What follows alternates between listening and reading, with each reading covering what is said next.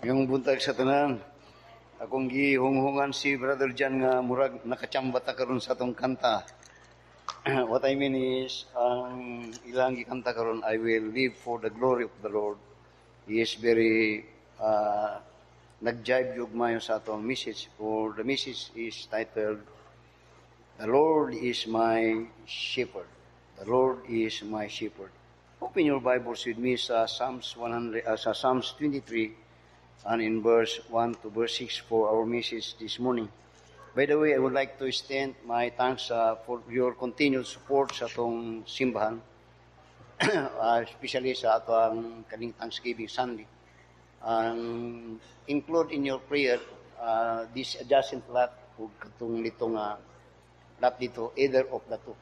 Then, in advance, I would like to inform the church that ang atong yuta nga to sa kanaan karon sa Misaoy, na-transfer na ang atong 5 hectares, na-transfer na to sa akong ngalan.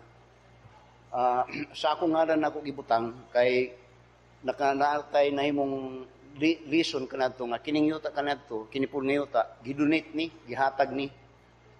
Akong gibutang ni nga yuta, akong giprocess ni sa Manila na ako giprocess ang titulo ani. Ang ngalan ani is Bible Baptist Church. Kini ang property na to nga 1,000 square meter. Then kamatay nga kanadto way back 2008 I think gina-offer na sa bangko og 8 million 9,000 square meter kini. Daghang kog mga pamagi nga makuha na.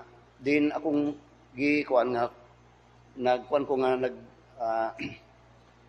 ko sa atong interest ani kay I'm thinking atong ilon ang titulo ani, pero dili gidawat sa bangko kay ngaran man sa simbahan. So dito sa kanaan, just announcement, paspas na itong message kay ingon ako alas 11:30 mahuman na ta. Pero sa kanaan karon itong 5 hectares natitulo na to. Then nagmeeting mi kagahapon sa atong board of directors. Then I said, we bought that 5 hectares for 4.5 million. Atong gipalit to. 4.5 million, 5 hectares. That is 900,000 per hectare. Pero among meeting karon katong 5 hectares ibaligya nato to. Atong ibaligya between 1.3 to 1.5 per hectares. That is kung more than 7 million. Kaya akong gisuggest nga ibalik ang kwarta na pud sa simbahan para kung in event nga mo kuno interest ni nga baligya or ikadto plus ang ato ang standing savings outright nga makuha nato ni mga property hanay. Basta musulti sila nga ibaligya kay na naman tay mo na atong ginapangandaman. Kini atong simbahan walay utang. Kung nagapultag property mo na nga kita nagapaningit tag mga pamagian. So mo na atong ginampuan. Either kadtong tapad din nga baligyaanan kon kay dili man na nila gina-improve. I know nga some one of these days murag mo patak na or either kini wala nawa ang akong pagtuo nga kung ihatag ni sa Ginoo ihatag na sa to. So pray for it. We are nanang kwan din we are to save that 5 hectares. Pero katong 2.5 nga nabilin ato na po itong i-transact para ibalhin. Then later, kato na po yung mabilin. Pero later, kung saan na po, ibalik tanan sa simbahan. Walay kang klaber din balik tanan sa simbahan. Pero doon ay mga plano ang atong board na sila plano sa atong remaining later na ito istoryahan. Kaya na sila plano. Pero na sila plano apil po pero di pa na ako ma-discuss kaya wala pa man. So, again, thank you sa inyo ang cooperation. Ngayon ting atong simbahan, walay Amerikano, wala tanan, it's all by God's grace o wisdom na gihatag niya sa tuwa sa pagpadagan sa resources sa simbahan. Amen. Amen. Mayong buntag sa tanan. The Lord is my shepherd. Now, in Matthew chapter 9 and in verse 35 to verse 36, the Lord Jesus Christ, when He was ministering in Jerusalem, there come a time that He met people. And this is what He said in Matthew chapter 9, verse 35 to verse 36. Ngunya, And Jesus went about all the cities and villages, teaching in their synagogue and preaching the gospel of the kingdom, and healing every sickness and every disease among the people. The Lord Jesus Christ, when He came, this is what one of His ministry. He's healing people, helping them. Then, in verse 36, this is now what He said. But when He saw the multitude, He was moved with compassion on them. Why? Because they fainted and were scattered abroad. Then He said, as sheep having no shepherd. That is showing God's compassion to people. That when He see the people, He look those people just like a sheep.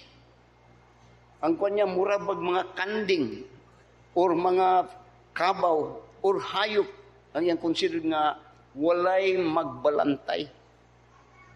Now, in Psalms chapter 23, in verse 1, David said niya, the Lord is my shepherd, I shall not want. Now, kung mong sabton ni, kuyaw ni nga declaration nga gihatag ni David. When he said, the Lord is my shepherd. Now, take note about the word shepherd.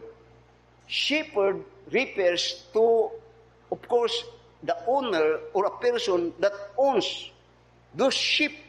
And when you consider and understand sheep, sheep is an animal. Ang sheep, animal na, hayop na, nga walay huna-huna, walay pagbulutan, walay direction, wala tanan. So that when David said, the Lord is my shepherd, he's considering himself as a disposable thing or an animal that without the shepherd, he is nobody. He's declaring here his total dependency on the shepherd. Because the shepherd actually owns the sheep. Not only the shepherds own the sheep, but the pasture or grazing land where the sheep is being sustained is all of God. Makita niyo? And this declaration, dili ni sayon-sayon nga declaration. Because this declaration speak about too much humility of himself. He's declaring that what yun ko ani. And not only he's declaring about his nothingness, but also his total dependence upon the shepherd. Nya, the Lord is my shepherd. So that, kung mong tanawon sa 1 Chronicles chapter 29, when he wrote about that thanksgiving on God's faithfulness to his life, he said, for who am I? Kay kinsa man ko. All things come from thee, and without thee, I'm nothing. Di niya, thine is the glory, thine is the honor, thine is everything. That is a total declaration, not only of humbleness, but not only of humility, but total dependency of his life to the shepherd. Makuha ko ninyo, the Lord is my shepherd. So that here sa Matthew chapter 9 and in verse 35 at 40, siya 36, diri ang Diyos mismo nagtanaw. Nga kang tao, man need shepherd. Because he looked at man as a sheep. Nya, tanaw sa verse 36, unya, but when he saw the multitude, he was moved with compassion on them. Because niya, they fainted and were scattered abroad. Which means that tanaw siya sa matao, ang mga tao walay direksyon. They were scattered. Iya-iya. Walay nagapangulo, nagasunod, and then he said, ingon niya, they were scattered abroad, niya, as sheep without a shepherd. Which now, God, the Lord Jesus Christ is teaching that this sheep, these people, need shepherd. Doon na, ambot pasabot, as sheep, as people, as sheep, they need some to guide them. Some not only to guide them, to control them, to protect them, and to care for them, and even to give them all those things that they need. Muna ngayon niya sa verse 1, Psalms chapter 23. By the way, who is your shepherd? Or have you come to a point that I need some guidance? I need someone to guide me. Muna ko, lisod to. Lisod ni gisulti ni David nga, the Lord is my shepherd, kay kung mangutana ko karon nimo, who is guiding you? Or do you need someone to guide you? Ang tubag, ako ragoy magbuot. Uy, ako good. Ingani ko sa ingon ni Ginoong Kristo mga luoy sa mga tao, defended. Nagkakaluya sila. Ngunya, a sheep having no shepherd. Which now, God is emphasizing here that as a sheep, we need a shepherd. Now, tanawa sa Ezekiel chapter 34, before we proceed with Psalms 23. In Ezekiel chapter 24, when the Lord Jesus Christ made some prophecy about His chosen people and Israel, you will find that this is what He said in relation to our message this morning. In Ezekiel chapter 34 and in verse 11. Ezekiel chapter 34 and in verse 11 to verse 15. Then He said, for thus saith the Lord God, behold, even I will both search my sheep and seek them out. Now, ang Ginoo, ang yang makita nimo, just like when the Lord Jesus Christ came, ang tanaw niya sa mga tao, sheep. He is, ang ginagawa ang tao, sheep, because ang emphasis there is, these people, or kita, is totally dependent on someone or shepherd, and as a man, ang iyang pagtanaw, as a sheep, kita nga tao, as a sheep, yung tanaw, kinahanglan nga doon na yun tayo, mugide, mugiya sa tuwa. Mugiya. Kaya ang sheep, kinahanglan yun nga doon ay mo. So, ang tanaw sa Ginoo, ingana ta. Even in the Old Testament, in Ezekiel chapter 34, din yun sa verse 11, for thus saith the Lord God, behold, even I will both search my sheep and seek them out. As a shepherd seeketh out his flock in the day that he is among his sheep, that they are scattered, so will I seek out my sheep and will deliver them out of all places where they have scattered in the cloudy and darkly. Makita ni mo diri ang willingness sa Ginoo nga mo-guide, mo-lead as a shepherd, not only to guide and to lead, but to provide and to protect. Yung ang willingness. Pero kung tanawon ni i-refer ni mo sa sheep, ang kanunay ang gusto is always to go astray. Kung ako'y magbuot, ang Ginoo po dagon, dili, for without me, you could do nothing. Kana iyan yung tanaw. Now, either you like it or not, we are just like I'm very, murag dili kayo, maayo, pero whether you like it or not, we are just like an animal in this world. Because just like a sheep survive or live in the hands of the shepherd that owns him, and all those grazing land or rest land, iya to tanan sa tagiya. Ingana ang concept sa Ginoo. Dili makasulti nga sheep nga ako ni, dili. Ultimately, God created him and had sustained him. So that his life is in the hands of the shepherd or God. Nabataan ang Panginoon. Din tanawa sa verse 13. And I will bring them out from the people and gather them from the countries and will bring them to their own land and feed them upon the mountains of Israel by the rivers and in the inhabited places of the country. Then in verse 20 niya, therefore, Ezekiel chapter 34, then niya sa verse 20, therefore thus saith the Lord God unto them, behold, even I will judge between the fat cattle and between the lean cattle, because ye have thrust with side and with shoulder, and post all the disease with your horns, till ye have scattered from abroad. Therefore will I save my flock, and they shall no more be a prey, and I will judge between cattle, and I will set up one shepherd over them, and they shall feed them, even my servant David, he shall feed them, and he shall be their shepherd. Now let me see something. The book of Psalms was written by David in his old age. Yan yung nisulat sa diyang idadan na siya. Now, bini mo kung mabot na kag mga idad-idaran na ka, doon ay mga butang nga musitil sa mong hunahuna. nga sama kang David, nigsitel sa ingon una nga, actually, ang iyang thought di, for without thee, I am nothing. Thou art my shepherd. And when he confessed in declaring that God is my shepherd, he understand what it means. Why? Because he himself is a shepherd. Magit ko ninyo, magbalantay siya kung kwan pa tigpastor siya o kay balo siya unsay function o unsay trabaho sa usa ka pastor o pastor. Kana ang iyang ultimate goal nga iyang boss goal pakanon at imanon kadtong iyang sheep. That is what David is now declaring. That in effect, you are not what you are but because of the shepherd. That is, if you parehas ka, that is, kung parehas, kung makita nimo kung parehas ka kang David nga tigulang na, nagsitel nga ang Ginoo gyud ang tanan. Amen? The Lord din my shepherd, din ang gisul, ang puro nga, I shall not want. Wa na ko'y kinanglanon pa. Now, kana lisod na nga tanaw nimo.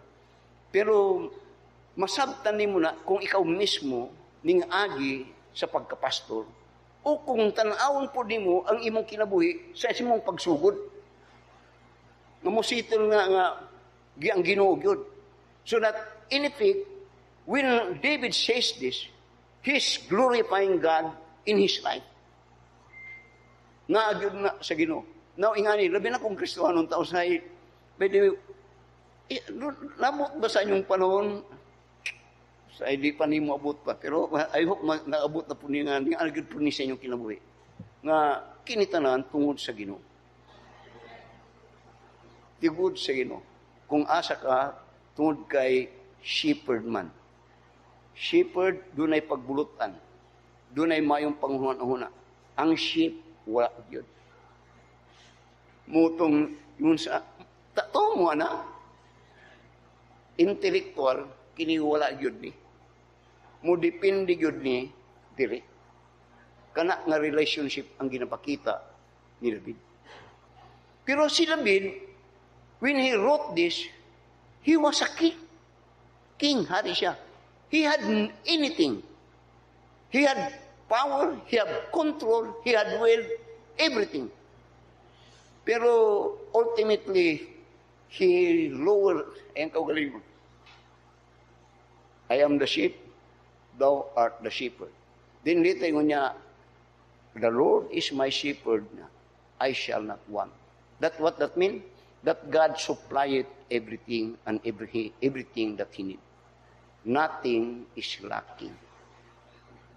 Amen? Marinit yun ako ning pastor lagi kay ako ang kinamanguran sa mo ang managsoon. Dili ko kayo kusog, di ko tigdaro, di ko tigsuyo, dili kayo. Pero ako ang tigatiman sa mong kabag. Alas 5 sa buntag, sakay na ko sa kabag, kasi makatulog pa ko. Ginapastor na ko na, pagkahayag-hayag na, alas 6, alas 7 na, akong irimit sa akong isuon. Then tanawon din, layo pa makita sa akong isuon nga, ipakaon yun na, kay makita man tiyan. Pero sa ako nga parte, ang duty as a shepherd is to feed. Maybe, usay po, butang sa tubig, o nga iputik ang maong mananap. Si David, kay Boloniana. So, karon ang shepherd, yung niya, I shall not want, tungod kay kadto, nga want, gisupply dito sa shepherd. Sa shepherd. Amen. Now, tanawa sa Psalms chapter 23. Ingon niya, the Lord is my shepherd, I shall not want. Now, notice the word, the Lord. The Lord. What that means is that David knows who is this shepherd. Kaibalo siya. Di lang ki-declare niya, kundi siya mismo kinakaila. Now, daghang mga tao mo sortig Diyos. Pero kung pantuan ano mo, wa niya mailhin ang mga Diyos. Every man confess that there is God. But deep inside their mind and much more silang heart, actually, what they said about God is not that they could not define or they do not know the real God. the true God. Muna siya nagdaghang mga shepherd, ang mga kwan nga shepherd nagkakalandayan. Tungod kay David, when said, the Lord is my shepherd, he knows who's that shepherd. And he called him the Lord. Tanawin yung mga Bible. Itong word, Lord. The word Lord here is all capitalized. And in the Bible, doon kaklase nga Lord ang nadiya sa Biblia. First, capital L, little small O, small R, small D. Pero diri, the Lord ni all capitalized. Now, the word Lord here, nga yung reveal as his shepherd, actually, in the Hebrew word, simply means Yahweh. And this Yahweh reveals the personal name of God in his declaration of his power, of his strength, and of his sovereignty. Nga kini mo ang Diyos, mo itong Diyos nga nakaplagan ni naka-istor ni Abraham nga niya, is there anything too hard for me? Kadto nga Diyos.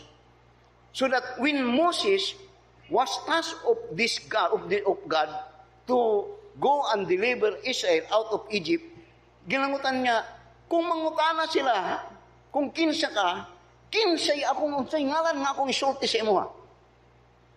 Kantong imo niya, I am that I am, simply means equal Lord. He is the all-powerful one, the mighty God, almighty God, the creator, the sovereign God, that had over all control and domain of all his creation. That in a split of the second, he could do anything, just like what he did in the beginning when he created the world and the things in the world. And those terrestrial things and those invisible things. Moto ang Diyos. Ngayon. So that, nung ako doon ay duha, kadtong il-o, moto ang Diyos nga gamahanan. Pero doon na po'y il-o nga gamay. Usay gamiton to Lord God. Kadtong nga il-o gamay, simply means Master.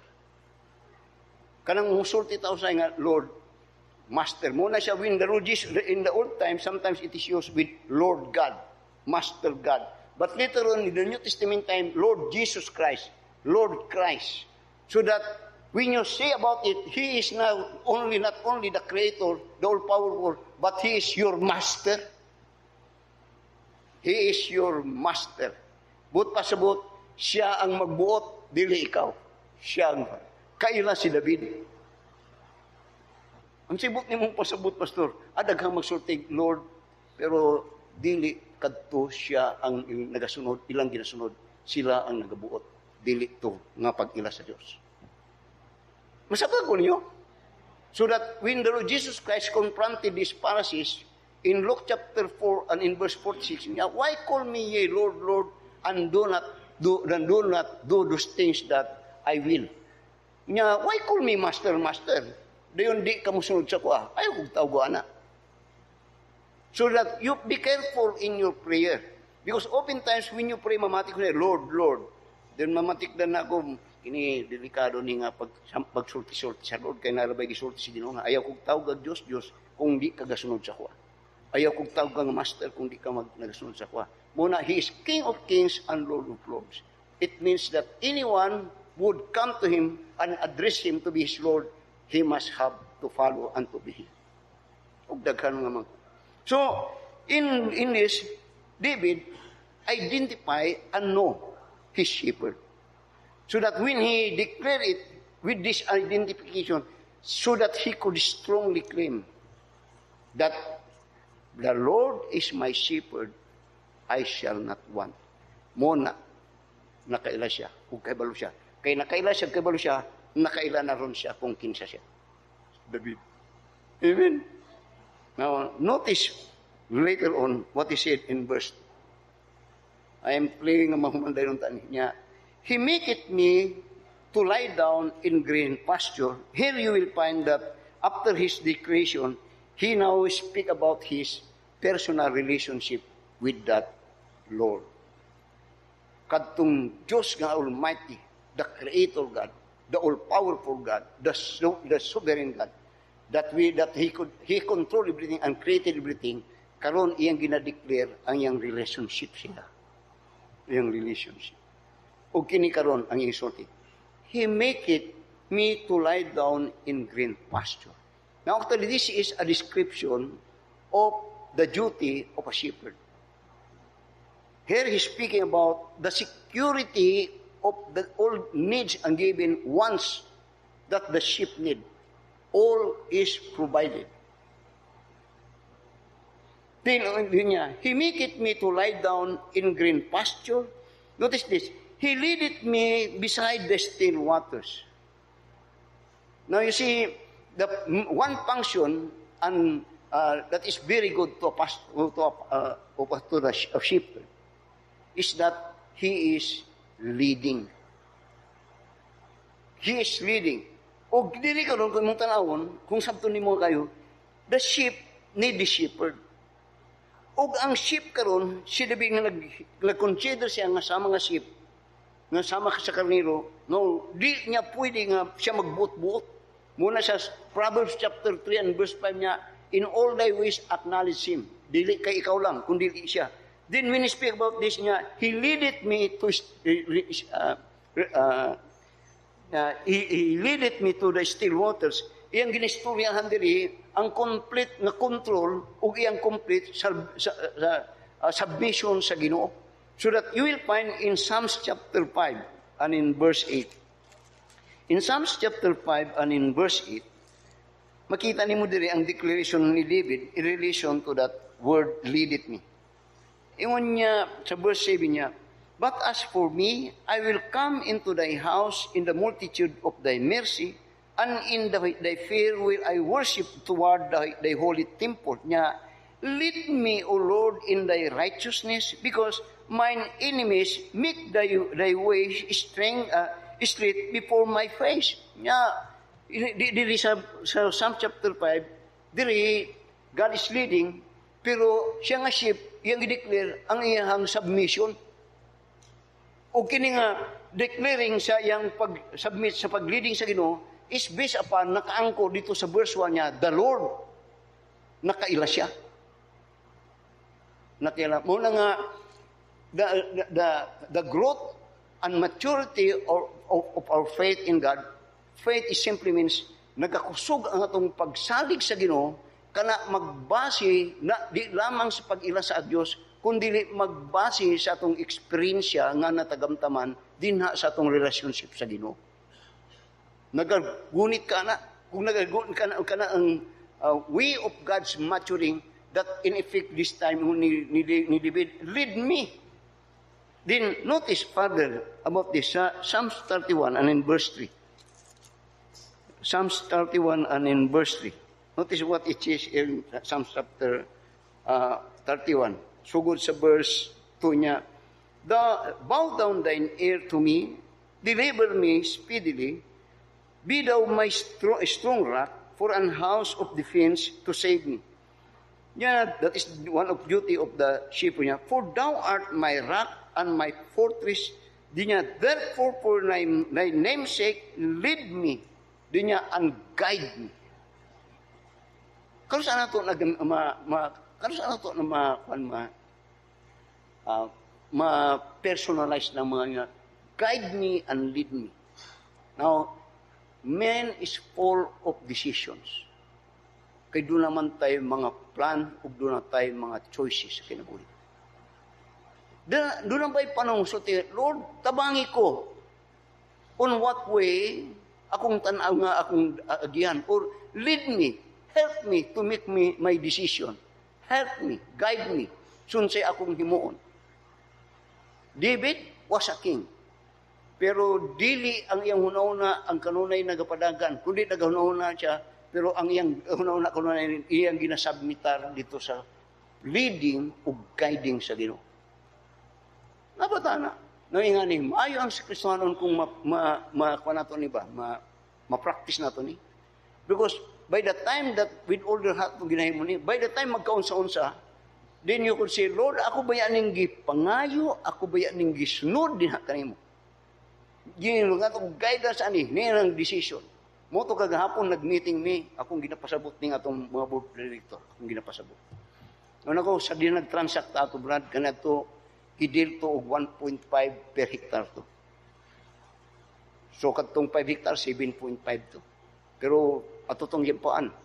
Kung ihatag nimo ni og 4 in ko kuha na mo ni. Di siya sugot. Din dito pero dito 4.5 ni. 4.5 sige. Pero kung akong gikuha ang 100, akong gihatag sa mga atong sa to si Jongjong ato murag nakakuha kag 50 to Jong. Kaya ang mukuha to broker man, kung niyang broker, yung gusto 100 ko. Anong 100 man nimo wa man talaga istorya. Facebook lang ka, ang akong broker, kini akong driver. So kung gusto ka, tunga mo, moto. Pero ang akong pasabot, guidance sa Ginoo when I make that decision, Lord, whatsoever happen, I prayed for it. So that when I prayed for it, what will it become, then it is for my good. Why? Because I'm your child. And I said, dili, I am a father. Never did kamo desire kung magdaoton na ako akong pamilya o akong anak. Dili, bisag, usay mga gahig ulo ni sila. So that when I prayed it, I could him whatsoever, it is for my good. Lahi mong good ta? Lahi. Kay kitang mga tao is intellectual kayo ta. Pero ang atong pagka-intellectual usahay, atong gamiton nga mulabaw ta sa kahibro sa Ginoo. Umulabaw ta sa Ginoo. So that, don't call me Lord, Lord, if you do not obey my will. Moto'y gingon ni Ginoong Kristo. So, in Psalms chapter 48, this is what he said. Tanaw sa verse 14 about the word guide. Ingon niya ni David na po niya sa Psalms 48 and verse 14 niya, for this my God, for this God, he knows that God, niya, the Lord, niya, for this God is our God forever and ever. Di niya, He will be our guide even unto death. He will be, because God is all-knowing. You could give confidence to God. And in fact, that is faith, declaring faith. You could not say, I have faith in God and you do not trust God. Ay, dili na pwede. Dagang musulti, I have faith in God, pero wala sila isalig sa Ginoo. Kontra na, kay the word faith simply means to trust. And when you trust, that is building confidence. And when you build confidence to God, that is the right confidence. Because God could do everything and anything. Amen. I'm getting old. I'm getting old. Pero I thank God so much. We have a very good meeting kagabi sa atong mga board. Doon tayo na sila yung mga sortis ako. Doon na ako dili. So sa verse 3, tama ron. Not only that He leaded me, and I like that. Niya, He restored my soul. He leaded me again in the path of righteousness for His name's sake. Notice the word, He restored my soul.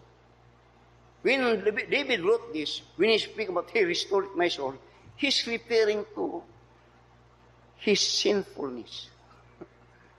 Ang gamiton itong iyahang iyang pagka-masaladon or sayang sala. That his sin is too grievous. Dili man siguro na ito nahimo, pero saya, grabe to. Pero even that his sin, he said, He restored my soul. But pasabot that the sheep, muna kayo niya, kung dunay mawala mo sa, iya yung pangitaon. And the tendency and the picture of that nga pangitaon niya is because he want to restore that sheep. Why? Because he owns it. And when he owns it, actually, he owns it because he loved him. And he died for that sheep. Muna nga, tanawa, sa John chapter 10. He restored my soul. Tanawa, sa John chapter 10. And in verse, tanawa, sa verse 2, sa verse 14, sa verse 11 to verse 15. John chapter 10, verse 11 to verse 15 niya, I am the good shepherd. The good shepherd giveth his life for the sheep. Now, ingon na, balik kamay. Ingon ni David, unya, the Lord, he knows that Lord, that Lord is the Yahweh, the Master. In the old time, wala pa nagpa-incarnate into flesh, kadtong nga mong Yahweh. Karon sa dihang nagpakatao na, kininapod ang gisulti. That in effect, and it implies that David, when he speak about that shepherd actually, he's speaking about the Messiah that will be the shepherd of us or of the church. Tanaw unsa ang gisulti karon. Nya Jesus Christ niya, I am the good shepherd. Muni ang ginapangita ni Moses. Kung mangutana sila, kinsa ka?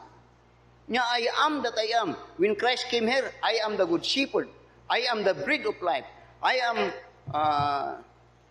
and so forth. Pero dili, I am the good shepherd. The good shepherd giveth his life for the sheep niya. But he that is an hiring and not the shepherd, whose own the sheep are not, seeth the wolf coming and leaveth his sheep, the sheep, and fleeth, and the wolf catcheth them and scattereth the sheep. The hireling fleeth because he is an hireling and careth not for the sheep. Nya, I am the good shepherd and know my sheep, and I am known of mine. As the Father knoweth me, even so I the Father, and I lay down my life for the sheep. Now notice verse 14. Ingon niya, there is a verse 2, verse 3, by the way, he's declaring that relationship. There is a verse 14, John chapter 14, there gi-reveal sa Ginoo kini nga relationship. That the relationship is based upon knowing God and God knowing us. Knowing God and God knowing us. Do you know God? Now the question is, does He know you? Oh. Pero dili, knowing God. First, yun niya, verse 14, I am the good shepherd and known my sheep, and I am known of mine. Kayo lang, muna nga, every believer, kung mo tanawon, doon ay ginawa, the book of life, written, the book of life, mga tao sa Diyos, recorded, and we are known of God. Then, ang pangutana, do we know Him? Tanaw sa verse 27. Ngunya, my sheep hear my voice, and I know them, then sa imuha, and they follow me.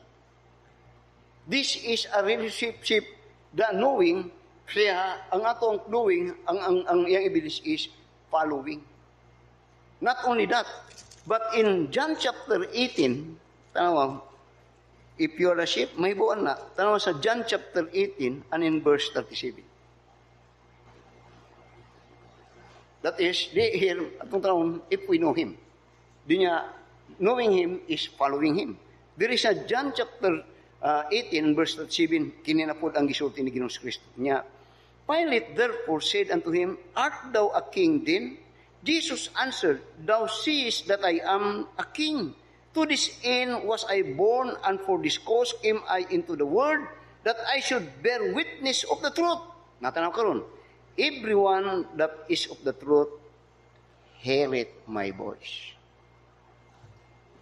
Heareth my voice. Ang sa ibot pasabot, in the old time, ang sheep, musunod siya sa shepherd, pinagi sa tingog sa shepherd. In the old time history, tells in the time of Palestine, on the old time, ang sheep, ila siya sa tingog sa shepherd. Wo. Like ito, moto yan pan. Karon diri, yung ginaskutan ni. My sheep hear my voice and they follow me. Dapat ay gusto, wala ba mo pugsang simba karon?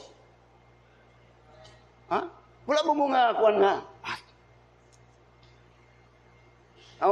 Gwapo ang ginastorya ni David ba? Kaya he's telling, number one, the Lord is my shepherd, I shall not want. Settled. There is a shepherd. A shepherd not only to protect, to guide, but to take care of everything that the sheep needs. Pero karon, iyang ginaskutan karon, kadtong relationship. ni David o nato dito mo nga shepherd.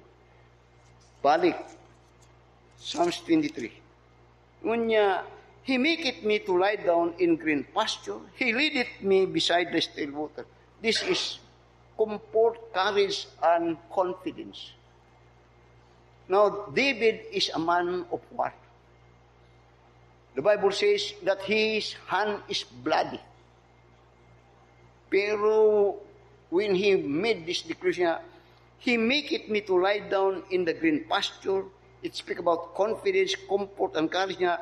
He leadeth me beside the still waters. He restoreth my soul. He leadeth me in the path of righteousness. Do you notice this? For His name's sake. Saan pamagi, Pastor, that He leadeth me in His righteousness? Through His Word. His Word, sa usay sa to is really maay sa to But His Word is a command. Usay, di taganahan sa command sa Ginoo. Children, labi na sa Ten Commandments and all those things nga, separation, ginasulti niya. Usay, di taganahan. Pero, God's command, for all we know, is God hedges among us. The word hedges simply means His command is for our good, for our protection. Thou shalt not covet, thou shalt not steal, thou shalt not kill, obey your parents, worship only God. That are commandments, that are words as hedges na di ta magkabuang-buang sa atong kinabuhi. Look at these people that do not know the Lord. And again, di na ko mag-iskot, kinakasaad ko ganyang buntag. Amen. Oh, wonderful. Wonderful. Now, remember, the writer of Psalms is a king. Kung yung tanawan, he was humble. Pero murabag needy siya. Pero yung tanawan, he was so rich. He had command. He had control. But overall, he said, I am a sheep. Nga naman, tungod kay ang Diyos man ang nagapadagan sa iya. O nagasunod siya. Muna siya karon iyang isulti sa verse 4. Tanawa. Nya, Yea, do I walk through the valley of the shadow of death, many times. Diyon niya, I will fear no evil, for thou art with me, thy rod and thy staff, they comfort me. Kanang word nga, for thou art with me. Every time nga na ako sa dapit nga, kanang mga apiki-apiki, kana akong Lord, naabaya ka uban sa kuha. And in fact, we are the temple of God. Usay di nato na magamit atong mga privileges ba nga as a Christian? You are the temple of God, and God dwelleth in you. No one could destroy God's temple without facing God. Masaktan ko ninyo? Kana kung ang ginunalin mo kanyo, David. Do I walk through the shadow of, do I walk through the valley of the shadow of death niya, I will fear no evil. Why? For thou art with me, thy rod and thy staff, they comfort me. Muna nga, when Jeremiah, in his lifetime, he was always in danger. To the same people whom he was ministering, he said, the heart is deceitful. Doon niya, man is deceitful. Doon niya, trust God. I prepare to trust God, din pag niya, than men. And his trusting is that, thou art with me. Thy rod, they comfort me. Now, dagang mabutang, now, God's promises is for us to claim. And when you claim it, naghatag to confidence o isog na mubarog ka, courage. Daghang mga discourage karon, daghang. Then, diretso na sa verse pa niya, Thou preparest a table before me in the presence of mine enemies. Thou anointest my head with oil and cup runneth over. Now, this speak about provision. Verse 5. Provision. And that is true. Kinilang say nga, I have a friend, a pastor friend before niya. Akong, pastor, akong ginatanaw, provided man ang needs sa tanang tao. Provided. Labi na sa atong Kristohano, wak po ko nakuha ng namatay nga pasmo. Pero yun niya, ang problema lang, Katong grade. Grade 1 ba? Grade 2. Grade. So, thou preparest a table before me in the presence of my enemies. Thou anointest my head with oil, my cup runneth over. Speaking about that word anointed is the Holy Spirit that guide us. So that many times in my life, and even today, I always, you see, after kasagaran mag-ampo ko, kaya, Lord, kasagaran mo siya, Lord, your wisdom is my treasure. Lord, your wisdom is my treasure. And in fact, David, Solomon, his son David, son Solomon, his treasure is God's wisdom. Dili ang iyahang tanan, dili. Kundili ang wisdom niya. And when Solomon asked God for wisdom, history, and then his treasure, this is what he said. Because how could I manage these people, so great people, without thy wisdom? Ang saan ako pagdala ng mga tawhanan ninyo, kung di mo ko kay balhatagag, ang iyang ginatawan na dili itong mga butahan, kung dili ang iyang pagdala sa mga tao. Daghang mga tao nga dili ang ayan mo dala og tao. They need wisdom. Then, lastly, now here is sure, katong word surely. Kanang surely, that is settled. That is settled. That he is padulong siya sa dapit nga kayuhan. Have you think about what is the end of this life? Or unsa bay padulungan sa akong future? Sa tanan. Usay nga, ngit-ngit pas alkitran. Mga na. Pero si David niya, the Lord is my shepherd. Then in verse 6 niya, surely goodness. Surely goodness. The word goodness there, walay, kwan ba? Kayuhan tanan. And if you examine si David, later on in his life, particularly in Acts chapter 13, verse 22, when God defined David, who David was, said, David, a man after my own heart. Unya, surely goodness and mercy shall follow me all the days of my life. Now, you should ni claim. Kung di ka katong verse 1, the Lord is my shepherd. Katong Lord, kailadot siya. That Lord is faithful. He is true to His promises. That He said, is there anything too hard for me to do? Di niya, surely goodness and mercy shall follow me all the days of my life. Di niya, and I will dwell in the house of the Lord forever. Let us all stand up and let us pray. Oh, dear Heavenly Father, Lord, salamat sa mensahe nga among gihatag kanamo karon. Help us to claim it as you have written it for our own benefit. That David is a man that is after God's own heart. But if we examine his life, there are things that are negative. There are things that are not even compared, much worse i-compare sa mga. Pero he said, He restored my soul. God restored him back. Meaning to say that David later on he wrote that blessed is the man whose sin is not imputed unto him.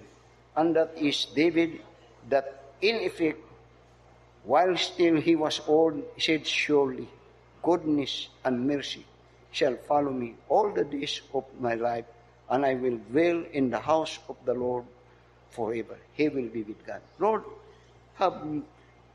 give us more wisdom and understanding on it, that indeed we have a shepherd, we have a guide, we need someone, and that is thee.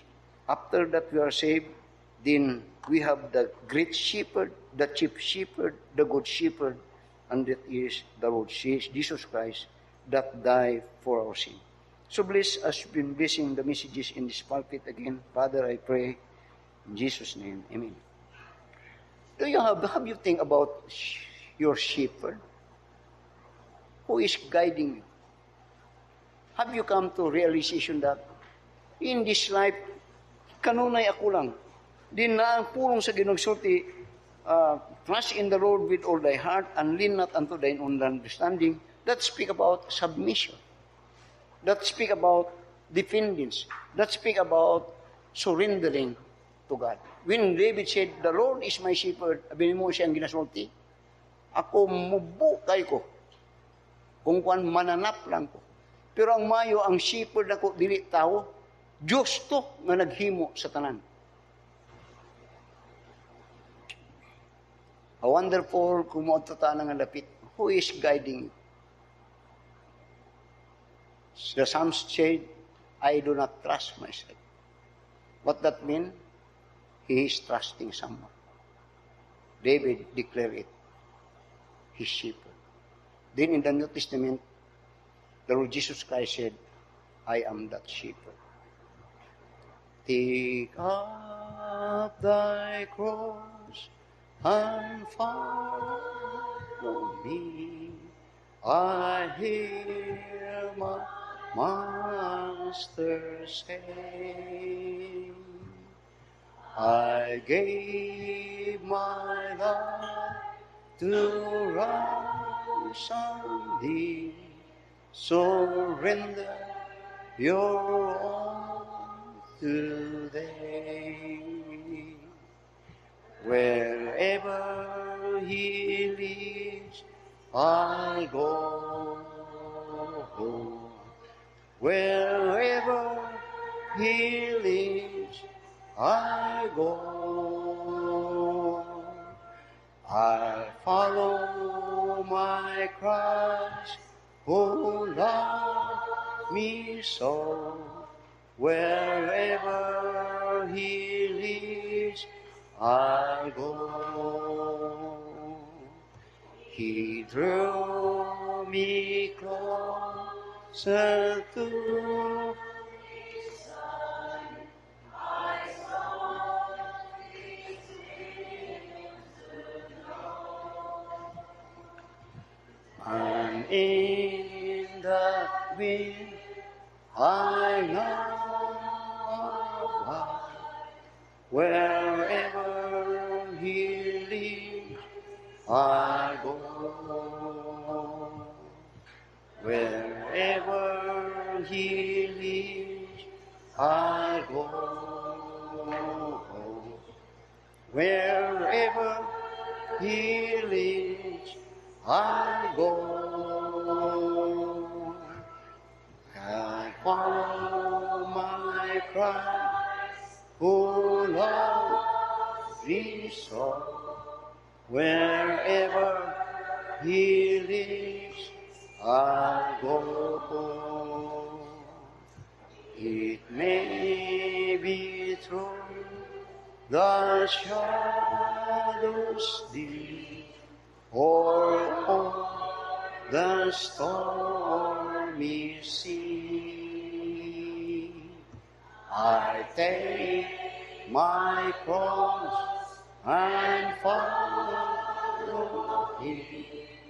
Wherever he leadeth me, wherever he leads, I go. Wherever he leads, I go. I follow my Christ who loves me so. Wherever he leads, I go. My heart, my life, my all I bring to Christ who loves me so. He is my Master, Lord, and King. Wherever he leads, I go. Wherever he